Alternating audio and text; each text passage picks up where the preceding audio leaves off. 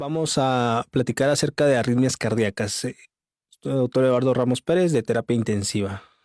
Los objetivos para esta presentación son la definición de lo que significa arritmias cardíacas, los conceptos básicos de fisiología y electrocardiografía, las causas, la clasificación y las características electrocardiográficas de las principales arritmias observadas en pacientes. Se define arritmia como cualquier ritmo que no está dentro de los valores normales del corazón, entendiendo de por sí que el ritmo cardíaco tiene su origen en el nódulo sinusal que anatómicamente está situado en la porción alta de la aurícula derecha, el cual origina una frecuencia cardíaca que oscila entre 60 y 100 latidos por minuto, que es lo que se denomina ritmo sinusal. Más adelante vamos a poder determinar qué características debe de tener este ritmo para poder denominarlo como sinusal.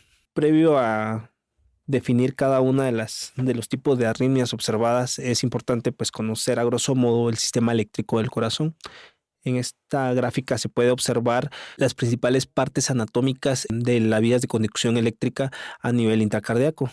Se puede observar a este nivel el nodo sinoatrial, que es el encargado de ser el marcapaso a nivel intracardíaco, y a través de este es el que se originan los diferentes estímulos eléctricos, y a través de tres diferentes tractos internodales viajan al nodo atrioventricular. Estos tractos, a poder definirlos, son el tracto internodal anterior, que es el encargado a la vez de generar el haz de Bachmann, que es el encargado de tener la conducción a la aurícula izquierda, el tracto internodal mediano y el tracto internodal posterior. Estos tres haces del nodo sinoatrial llegan al nodo atrioventricular, y a través de acá este nódulo es el encargado de tiene dos funciones principales: no solo conducir los impulsos eléctricos del nodo sinoatrial a los ventrículos, sino también proporciona, este nódulo retiene temporalmente las descargas eléctricas, lo cual retarda la transmisión para permitir que las aurículas se contraigan por completo.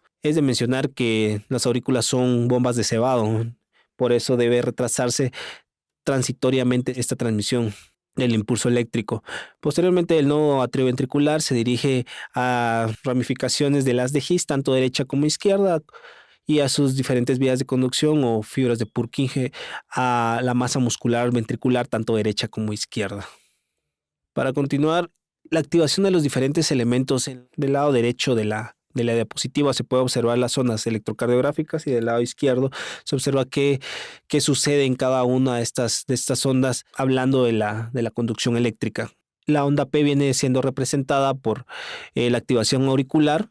En este intervalo sucede la conducción al nódulo AB, que está representado por el intervalo PR, y posteriormente se produce la activación ventricular, que específicamente viene siendo representada por el complejo QRS, y posteriormente sucede la repolarización ventricular, que esto viene graficada por el segmento ST y por la onda T específicamente. Para verlo de una manera más específica, se muestra acá cada una de las ondas y cada uno de los intervalos y segmentos que se observan en un electrocardiograma normal. Es importante mencionar que esto debemos conocer los valores normales y qué representan cada uno de estos intervalos y ondas, debido a que a través de esto podemos inferir cuál es la alteración a nivel del sistema de conducción, y también poder clasificar cada una de las arritmias, ¿verdad? Dentro de las causas principales de arritmia se encuentran una ritmicidad anormal del marcapaso, es decir, una afectación primaria del nódulo sinusal, un desplazamiento del marcapaso desde el nodo sinusal a otra localización del corazón, donde no es el nodo sinusal el marcapaso intracardíaco. Puede ser un bloqueo en diferentes puntos de la propagación del impulso cardíaco, vías anormales de transmisión y generación espontánea de impulsos anormales en cualquier parte del corazón. Una vez ya definidos las causas y cuáles son los principios básicos de la conducción eléctrica, es importante conocer la clasificación. Hay diferentes clasificaciones de las arritmias, sin embargo, para motivos de simplicidad, se pueden englobar en la localización a nivel anatómica de cada una de estas, y estas tienen tres localizaciones: arritmias dependientes del nodo sinusal, las que son dependientes del territorio auricular, que comúnmente se conocen como complejos QRS normales, o dependientes del territorio ventricular, que son complejos QRS anchos, y trastornos de la conducción. Dentro de las arritmias dependientes del nodo sinusal se puede observar que existen 5 principalmente, las más conocidas, la taquicardia y bradicardia sinusal, la arritmia sinusal, el paro sinusal y el síndrome del nodo sinusal enfermo, que como su nombre lo indica, es un conjunto de características electrocardiográficas que están englobadas en diferentes patologías. Entre las arritmias dependientes del territorio auricular, esto se conoce también como supraventriculares y ahí entran la fibrilación auricular, el flúter auricular, la taquicardia auricular múltiple y las extrasístoles auriculares. Luego, las que son dependientes del territorio ventricular, principalmente se menciona tanto la fibrilación como la taquicardia ventricular y pues obviamente las extrasístoles ventriculares que pueden ser tanto auriculares o ventriculares, en este caso específicamente como estamos hablando de ventrículo, pues se denominan ventriculares. Y por último están los trastornos de conducción, tanto los bloqueos cardíacos de rama como los bloqueos auriculoventriculares que vamos a ir desglosando de manera individual las características de cada una de ellos. Iniciando, pues necesitamos saber cuál es el ritmo normal del corazón, el cual se conoce como un ritmo sinusal. Este comprende ciertas características, las cuales se pueden mencionar o se pueden englobar en 3 principales. Iniciando en que ondas P, siempre las ondas P tienen que ser precedidas a todos los complejos QRS, es decir, tienen que despolarizar inicialmente las aurículas para posteriormente despolarizar los ventrículos. Los espacios RR tienen que ser equidistantes o simétricos o iguales y los intervalos PR tienen que ser normales. Existen ritmos sinusales anormales que pueden ser considerados fisiológicos o pueden ser considerados, pues principalmente eso, fisiológicos. La taquicardia sinusal, que se define como un ritmo sinusal cuya frecuencia puede oscilar entre 100 y 180 latidos por minuto. Las causas son muy diversas. Pueden ser debidos a elevación del tono simpático, como por ejemplo ejercicio, dolor, ansiedad, estrés, miedo, fiebre. Otras situaciones clínicas como anemia, hipovolemia, estados de choque, o puede ser condicionado por fármacos como las teofilinas o excitantes como el café o el tabaco. Condiciones clínicas muy específicas como el hipertiroidismo, la insuficiencia cardíaca o la cardiopatía isquémica también pueden ser causas de presentar taquicardias sinusales. Estas generalmente no suelen precisar tratamiento, sino lo más importante en ellas es reconocer la causa desencadenante y pues corregir esta. Su contraparte es la bradicardia, la cual se define como un ritmo sinusal a una frecuencia menor de 60 latidos por minuto, que no en todos los casos debe ser patológica. Puede ser normal en deportistas y durante el sueño fisiológico. Pueden observar en esta presentan las características que se había mencionado previamente, mostrar intervalos RR equidistantes y un intervalo PR que tiene que ser normal, aunado al hecho que cada onda P precede al complejo QRS, que son los principales determinantes de un ritmo sinusal. Otras arritmias que son dependientes del nodo sinusal está la arritmia sinusal. Los espacios RR son variables con todas las ondas e intervalos normales. Se puede observar que en este caso el intervalo PR es normal, sin embargo, el espacio entre cada uno de las ondas R pues es diferente. Es un ritmo variable, pero con ondas P idénticas. Continuando está el paro sinusal, en el cual está producido por la ausencia del impulso sinusal. Puede observar esta línea isoeléctrica en trazo del electrocardiograma y sucede al detenerse el nodo sinusal. Después de poder inscribirse la pausa larga en la que no se recoge ninguna onda o no se registra ninguna actividad, puede ocurrir 2 cosas, sin escape y con escape, y eso solamente hace referencia al inicio de un nuevo impulso eléctrico que representaría un ritmo sinusal con escape, o en el caso en el cual el paro sinusal es sin escape, nace nuevamente el impulso en el nodo sinusal. Con el paro sinusal son las principales arritmias que se pueden observar, en las cuales el nodo sinusal es principalmente el afectado. Continuando con todas aquellas arritmias o alteraciones de ritmo que nacen o que tienen su origen en el territorio auricular, la más importante son 2, la fibrilación y el flúter auricular. La fibrilación auricular es una arritmia caracterizada por una ausencia de ondas P. Hay aparición de ondas F, las cuales se miran representadas en las imágenes. Se dan cuenta, son ondas muy variables y son muy polimorfas. Y no hay equidistancia, es decir, el intervalo RR es irregular. ¿Cuáles son las causas principales de estas? Pues pueden ser múltiples. Las principales son las cardiopatía isquémica o hipertensiva, estenosis mitral, estados de tirotoxicosis, carditis reumática, síndromes de preexcitación, cardiomiopatías, pericarditis o embolismo pulmonar. En esta situación específica se observa una conducción eléctrica desorganizada, es decir, el nodo sinusal no es el encargado de marcar la frecuencia cardíaca y el ritmo y la conducción normal, sino que este tiene una conducción muy aberrante, muy desorganizada, como se puede observar en la imagen del lado derecho. Este es un trazo electrocardiográfico de una fibrilación auricular. Podemos observar nuevamente la aparición de ondas F, que como habíamos visto inicialmente son muy irregulares. Y nuevamente el espacio RR, si pueden observar, es irregular. ¿Cuál es la principal diferencia de la fibrilación auricular con la siguiente arritmia que vamos a observar, que es el flúter auricular? Principalmente la frecuencia cardíaca. En estos casos de flúter auricular, la frecuencia cardíaca es mucho menor. En esta también se observa desaparición de ondas P, hay presencia de ondas F, al igual que en la fibrilación auricular, pero el RR puede ser regular o irregular, que es otra característica principal. Esta es una taquicardia auricular que se produce por una macro reentrada en torno al anillo tricuspidio, que gira alrededor de 250 a 300 latidos por minuto. Como habíamos mencionado, la principal diferencia es la frecuencia cardíaca con respecto a la fibrilación auricular. En esta, la frecuencia cardíaca es mayor. Es menos frecuente que la fibrilación auricular y tiene una respuesta ventricular de 2-1, es decir, por cada 2 ondas P que se observan en el trazo electrocardiográfico se puede observar un complejo QRS. Cuando el trastorno es grave o recibe antiarrítmico, la frecuencia auricular puede disminuir hasta menos de 200 latidos por minuto y en este caso sí la respuesta ventricular puede ser 1-1. ¿Cuál es el mecanismo de acción de estas arritmias? Se caracteriza por una macro reentrada en la aurícula derecha, que la onda de reentrada gira alrededor de la válvula tricúspide.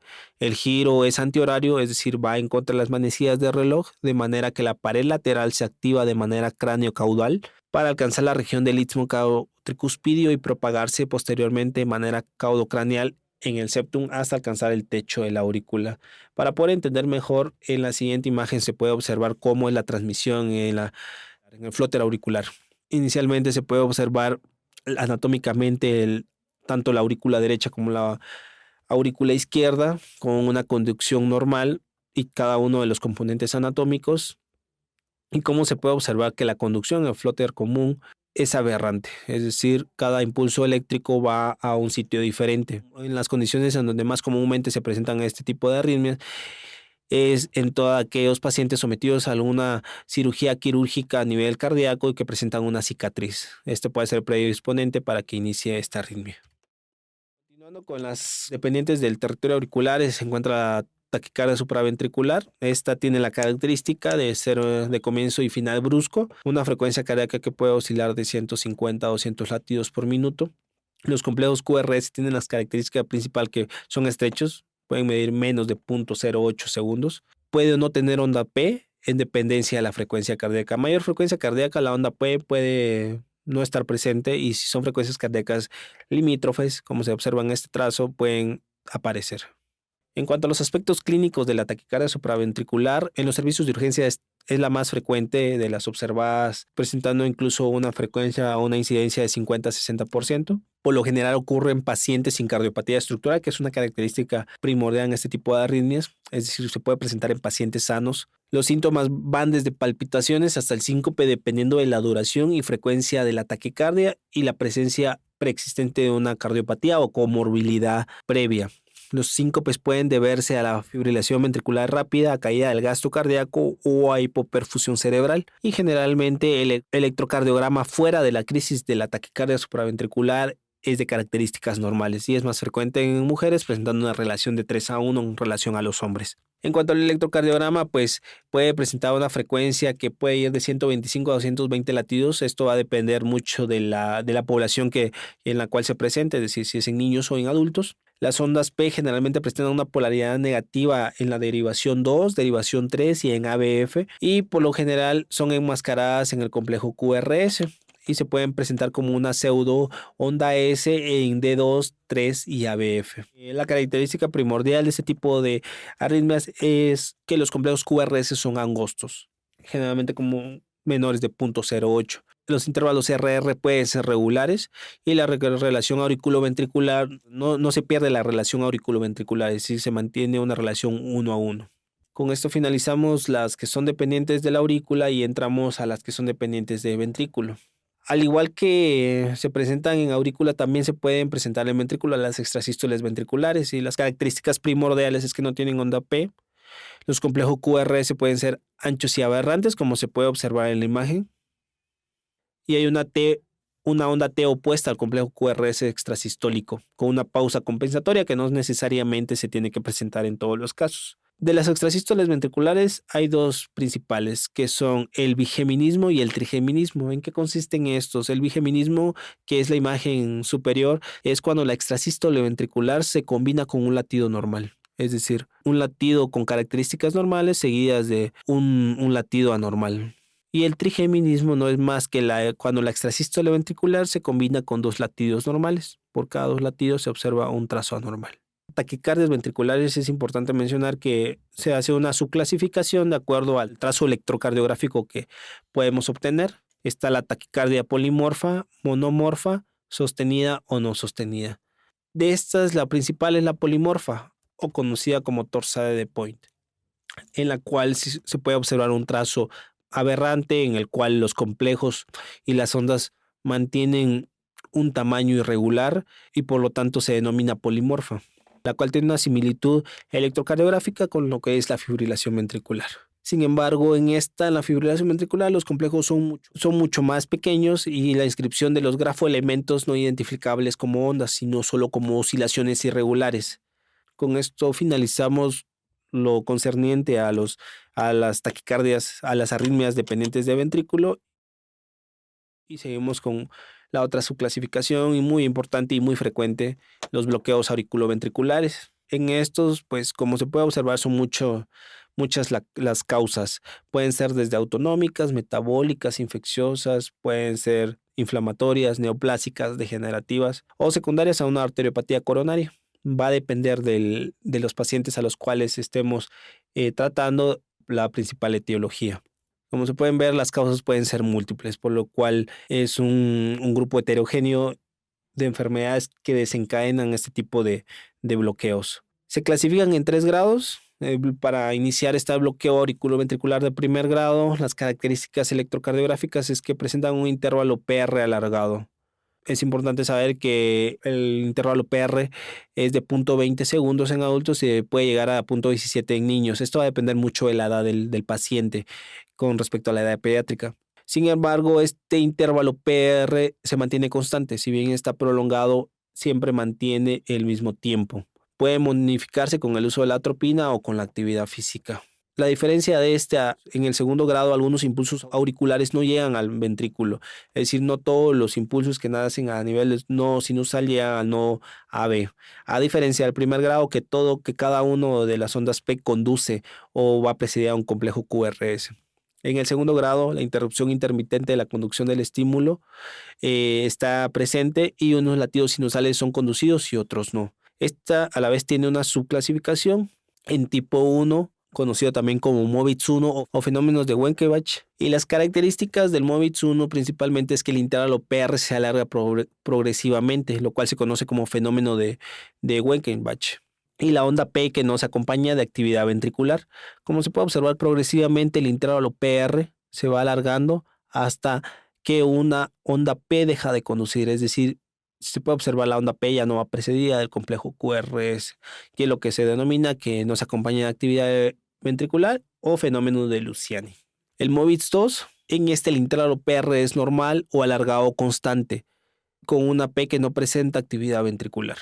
Y nuevamente se puede observar que las P's no presentan ningún tipo de complejo QRS. El bloqueo grado 3 o síndrome de Stokes-Adams, en las características es que las ondas P tienen una frecuencia mayor del QRS. Se conoce también como disociación auriculoventricular, es decir, las ondas P tienen una frecuencia completamente diferente al complejo QRS. Tanto la aurícula como el ventrículo no están sincronizados.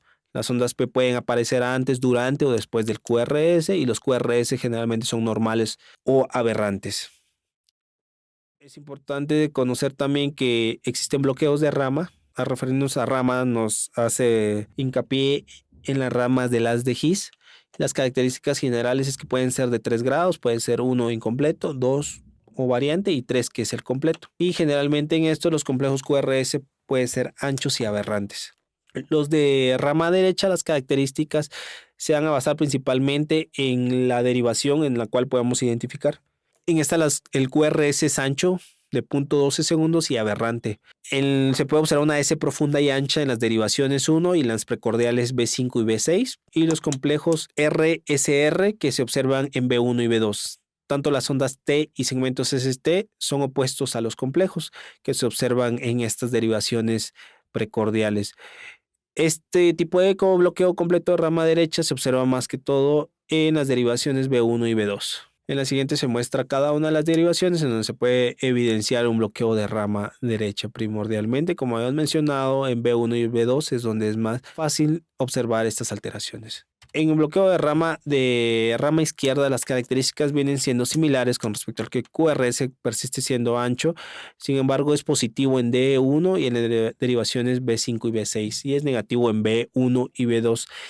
Tanto las ondas T como los segmentos ST son opuestos a los complejos, y la aparición de bloqueo de rama izquierda se considera como una cardiopatía isquémica, es decir, el hallazgo de este tipo de bloqueo nos hace referencia o nos traduce la presencia de isquemia a nivel del miocardio. Este tipo de bloqueo es más frecuentemente observarlo en B5 y B6, que son las derivaciones precordiales que traducen la cara o la cara izquierda o la rama izquierda del ventrículo. Y nuevamente podemos ver las derivaciones y, como pueden evidenciar, tanto B5 y B6 es donde se observa más frecuentemente. Por último, para finalizar, está una arritmia que está catalogada entre las más frecuentemente observadas, que es el síndrome de Wolff-Parkinson-White o síndrome del QT largo. Este está determinado por la presencia de un fascículo anormal y se describen 3 variantes según la aparición de la onda delta. En la imagen se puede observar qué es la onda delta, que es un empastamiento del complejo QRS. Los tipos son tipo A, B y C. En el tipo A, la onda delta está positiva en B1, en tipo B es lo contrario, está negativa en B1, y en tipo C la onda delta positiva desde B1 hasta B4 y negativa en las precordiales 5 y 6. Y en la imagen se puede observar cuál es la onda delta o cómo es que se observa una onda delta. Pues con esto finalizamos. Estas son las principales arritmias. No nos involucramos en el tratamiento debido a que no es el objetivo de esta presentación. Muchas gracias.